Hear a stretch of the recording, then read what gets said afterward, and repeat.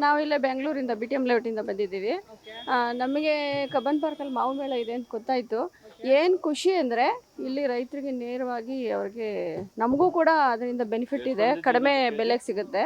ಆದರೆ ಹೊರಗಡೆ ಇದಕ್ಕೆ ಹೋಲಿಸ್ಕೊಂಡ್ರೆ ಮತ್ತು ಇಲ್ಲಿ ಆರ್ಗ್ಯಾನಿಕ್ ಯಾವುದೇ ಪೌಡ್ರ್ ಉಪಯೋಗಿಸಿ ಹಣ್ಣಾಗಿರುವಂಥ ಹಣ್ಣುಗಳು ಸಿಗುತ್ತೆ. ಮತ್ತು ರೈತರಿಗೆ ಇದರಿಂದ ಅನುಕೂಲ ಇದೆ, ನೇರವಾಗಿ ನಮ್ಗೆ ರೈತರು ಸಿಗ್ತಾರೆ. ಮತ್ತು ನೀವು ಯಾವ ಊರು ಅಂತ ಮಾತಾಡಿಸ್ಬಹುದು, ಅವ್ರಿಗೂ ಖುಷಿ ಆಗುತ್ತೆ. ಅದಕ್ಕೆ ಹಾಗಾಗಿ ಬಂದ್ವಿ ನಾವು. ಮಾವು ಮೇಳ ಎಂದು ಇಷ್ಟು ವರ್ಷಕ್ಕೆ ಎಂದು ನಾವು ಮಿಸ್ ಮಾಡಿಲ್ಲ, ಒಂದು ವರ್ಷನೂ ಮಿಸ್ ಮಾಡಿಲ್ಲ. ಇದೆ ಅಂದರೆ ಕಬ್ಬನ್ ಪಾರ್ಕಿಗೆ ಇದೆ ಫಸ್ಟ್ ಬಂದಿರೋದು. ಲಾಲ್ಬಾಗಲ್ಲಿ ಯಾವಾಗಲೂ ಹೋಗ್ತಾ ಇದ್ವಿ. ಲಾಲ್ಬಾಗಲ್ಲಿ ಕೋಲಾರ ಶ್ರೀನಿವಾಸಪುರದ ಕಡೆಯವ್ರು ಹಾಕ್ತಾರಂತೆ, ಇಲ್ಲಿ ಮಾಗಡಿ ರಾಮನಗರದವ್ರು ಹಾಕಿದ್ದಾರೆ. ನನಗೆ ಇದು ಫಸ್ಟು ವರ್ಷ ಮೋಸ್ಟ್ಲಿ ಮೊದಲಿನ ಮಾಡ್ತೀರೇನೋ ಗೊತ್ತಿಲ್ಲ, ಬಟ್ ಈ ಸಾರಿ ಗೊತ್ತಾಯಿತು. ಒಳ್ಳೆ ಮಾವಿನ ಹಣ್ಣು ಇದೆ, ವೆರೈಟಿ ಇದೆ. ನಾವು ಬಂದರೆ ಸುಮಾರು ತೊಗೊಂಡು ಹೋಗ್ತೀವಿ. ಮತ್ತು ರೈತರು ಮೋಸ ಕೂಡ ಮಾಡಲ್ಲ. ಬೇರೆ ಹೊರಗಡೆ ತೊಗೊಂಡಾಗ ನಮಗೆ ಮೋಸ ಆಗ್ಬಿಡುತ್ತೆ ಒಂದೊಂದು ಸಾರಿ. ತೂಕದಲ್ಲಿ ಮೋಸ ಆಗುತ್ತೆ. ಮತ್ತು ಅಲ್ಲಿ ನಮಗೆ ಆರ್ಗ್ಯಾನಿಕ್ ಮಾವಿನ ಹಣ್ಣು ಸಿಕ್ಕಲ್ಲ, ಅಲ್ಲಿ ಪೌಡ್ರ್ ಹಾಕಿ ಹಣ್ಣು ಮಾಡಿರೋವಂಥದ್ದು ಆ ಥರದ್ದೆಲ್ಲ ಸಿಗುತ್ತೆ.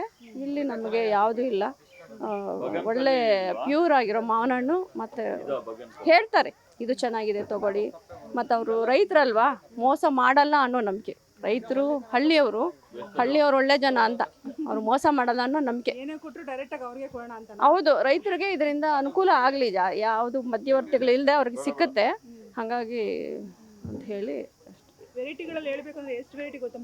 ನಮಗೆ ಇವ್ರು ಹೇಳಿದ್ರು ಇದು ಒಂದು ಹೊಸದು. ಏನಪ್ಪ ಅದು? ಅದು ಹೊಸದು, ನಾವು ಈ ಸಾರಿ ನೋಡಿದ್ದು. ಉಳಿದಂಗೆ ಶುಗರ್ ಬೇಬಿ ತೊಗೊಳ್ತೀವಿ, ರಸ್ಪುರಿ, ಆಲ್ಫೋನ್ಸು ಬಂದರೆ ಸುಮಾರು ಎಲ್ಲ ವೆರೈಟೀಸು ತೊಗೊಂಡೋಗ್ತೀವಿ. ಈ ಸಾರಿ ಹೊಸದು ಅವರು ಹೇಳ್ದಂಗೆ ಅದನ್ನು ತೊಗೊಂಡೋಗ್ತಾ ಇದ್ದೀವಿ. ಖುಷಿ ಆಯಿತು. ಪ್ರತಿ ವರ್ಷ ಲಾಲ್ಬಾಗ್ ಹೋಗ್ತಿದ್ವಿ, ಈ ವರ್ಷ ಕಬ್ಬನ್ ಪಾರ್ಕಿಗೆ ಬಂದಿದ್ದೀವಿ. ಎಲ್ಲ ಒಂದೇ, ರೈತರಲ್ವಾ, ಎಲ್ಲ ಒಂದೇ. ಇವರು ರಾಮನಗರ ಮಾಗಡಿಯವರಂತೆ, ಅಲ್ಲಿ ಲಾಲ್ಬಾಗಲ್ಲಿ ಕೋಲಾರ ಶ್ರೀನಿವಾಸಪುರದ ಕಡೆಯವ್ರು ಜಾಸ್ತಿ ಸಿಗ್ತಾರೆ, ಅಷ್ಟೇ ವ್ಯತ್ಯಾಸ. ತುಂಬ ಖುಷಿ ಆಯಿತು.